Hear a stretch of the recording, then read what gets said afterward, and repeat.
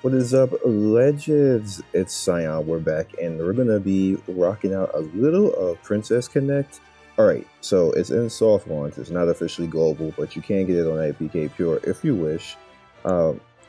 It's one of those games where it's a lot to anime and less game, and it holds your hand a whole hell of a lot. So we're just gonna start and look at everything here. So you see on the top right that you can actually change it to vertical. Why you would ever want to do that, I don't know, but if you want to do that, even on a cell phone, vertical sucks. Like, just play horizontal, be with the cool kids. Overall, as you can see, we have some pretty good stamina right here that they give you. This is even after me playing for an hour and a half, because that's how long I've been playing right now. I still have that much stamina. If you guys remember, I did cover this game when it was on this Asian version, and I played a whole lot further than I am in global, because I have actually played it on the Asian side. My overall opinion back then hasn't changed much to it pretty much now. So as you can see in your home screen, we're gonna head over into the shop and look at that real quick. Alright, see the things that we can actually buy, some upgrade materials, some EXP potions if you want to level up your characters faster, the dungeon stuff. I haven't pushed far enough. The arena, divine amulet, hush lady, you guys can see, which is pretty much going to be the characters that you unlock. Alright, the characters themselves follow the typical RPG mobile platform, where you can actually go ahead and enter different dungeons after you complete those dungeons and get parts of them. You can have skip tickets that allow you to actually do that a lot quicker. So say I don't want to go in there and do that, which I don't right now. Bam, and we got what we needed, or we got one of what we needed. We cancel out of this, and cancel out of that. There's no back, unfortunately, for that. So we got those two things. So now we would need obtainable for this, and you would repeat the same thing. We need that. That's in the plane, so do twice.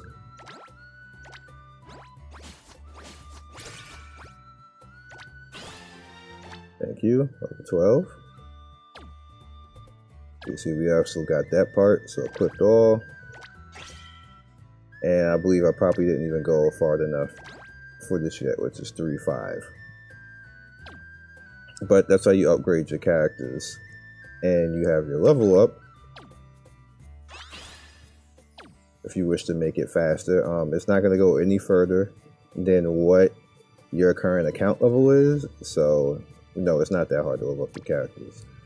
This is not open yet, but however, it works the same way like what we're used to, where you pretty much just have to unlock your skills, and then you can pick and choose what skill you want to unlock first. It kind of doesn't, how do I want to say this?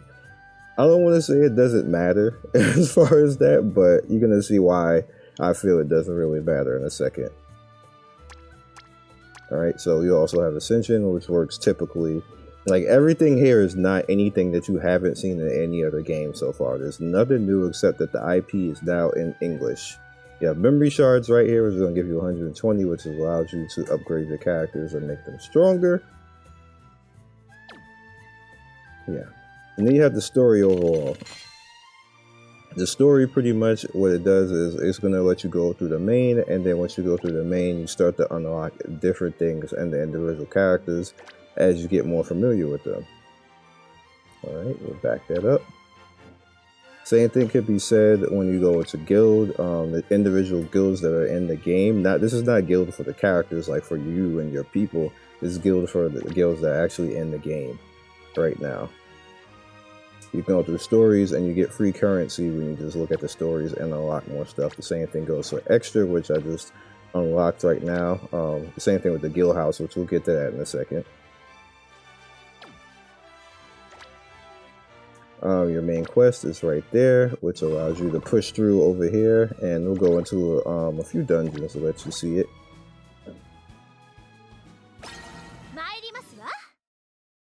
Okay. Alright, so we're gonna cut this off for a second so you guys can see it in general. This is pretty much a spam fest. As you can see, you're gonna build up powers and the characters will do their normal attacks and stuff like that. You don't have a lot of control really over much of anything. And I wondered if once upon a time this was gonna be an idle game because it acts like it. So I can choose to do the special now, which is her heal. Next up is that, which is her spell attack. And you don't really control anything else but when they actually use these spells, which technically makes this like an idle game. It pretty much makes it an RPG manager, which we have been seeing all year. There's a reason why I'm saying it like that.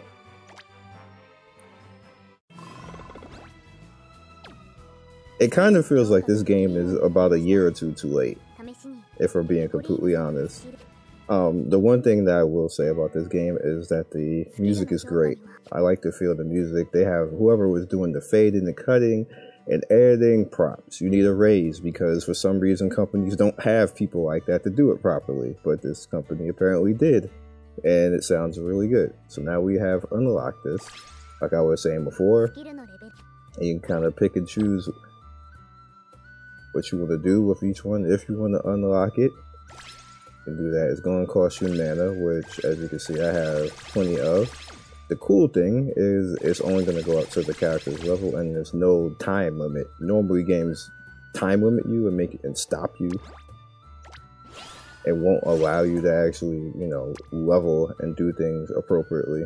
And I don't know what that's for. I don't know why they do that. Naruto, Boruto games do that. And I'm like, why? Anyway. So we have the guild house. The guild house is pretty much like your home instance where all your characters will run around. I'm missing somebody. Here we just have 4 people. Is that?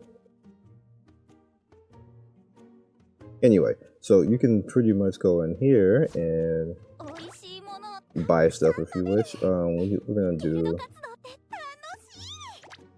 that, buy and set.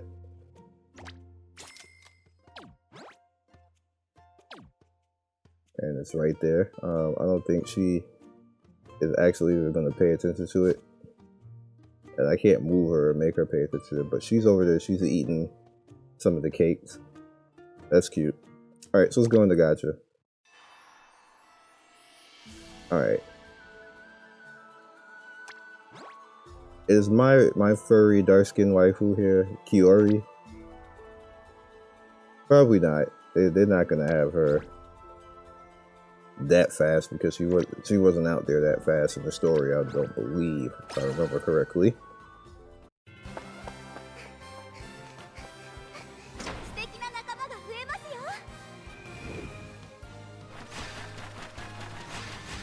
Three golds.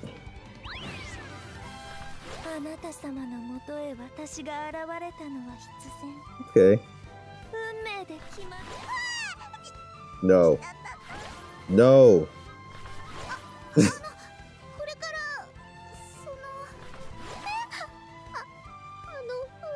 Kinda. Not the furry I was looking for. This is getting worse.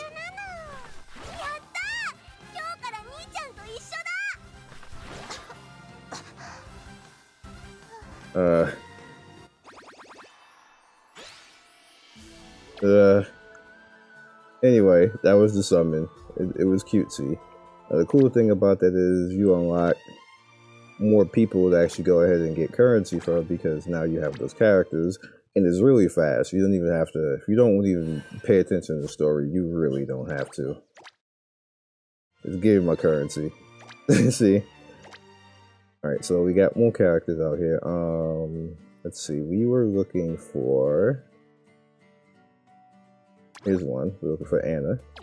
And where's my dark-skinned furry lady? What kind of dark skin? There she is. Hiyori. Stats at rank 7, 8. Oh, okay. I guess. Okay. Anyway, this is what I was looking for, but you know. Game's like, no, can't have that.